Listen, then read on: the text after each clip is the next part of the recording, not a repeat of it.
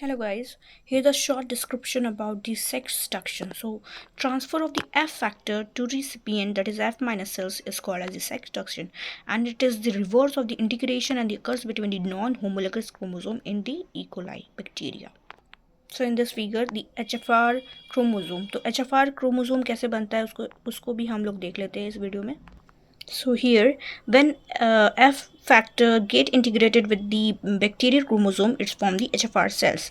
So ये जो F factor है वो एक्स्ट्रा क्रोमोसोमल मटेरियल है जो कि independent of the bacterial chromosome and it has the ability to duplicate itself without the help of the other chromosome.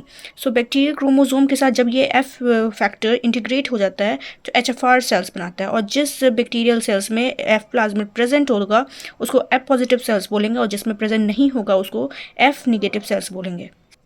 तो यहाँ हमारा एच एफ आर क्रोमोसोम है, इसका एक फ्रेगमेंट है एफ फैक्टर डीएनए जो कि इंटीग्रेट हुआ था मेन बैक्टीरियल क्रोमोसोम से. सो फिर F factor loops out of the chromosome and incorporates host DNA. So ये यहाँ से लूप आउट हो गया और ये होस्ट डीएनए में इनकॉर्पोरेट कर गया. अब the F factor with the lac plus DNA has been excise from the chromosome. So यहाँ पे जो ये लूप आउट हुआ है इसमें लैक प्लस एक डीएनए फैक्टर था, तो ये इसके साथ ही ये लूप आउट हो गया.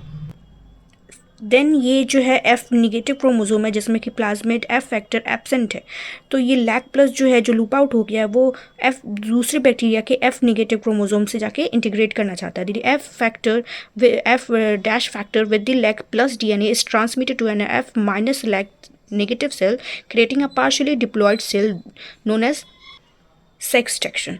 तो इसमें पार्शियली जो है वो लैक माइनस भी प्रेजेंट है और लैक प्लस भी प्रेजेंट है, इस कारण से इसको बोलते हैं partially diploid cells.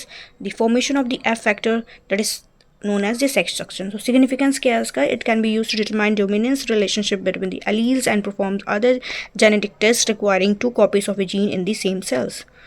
So this is the process of the sex duction. Thank you.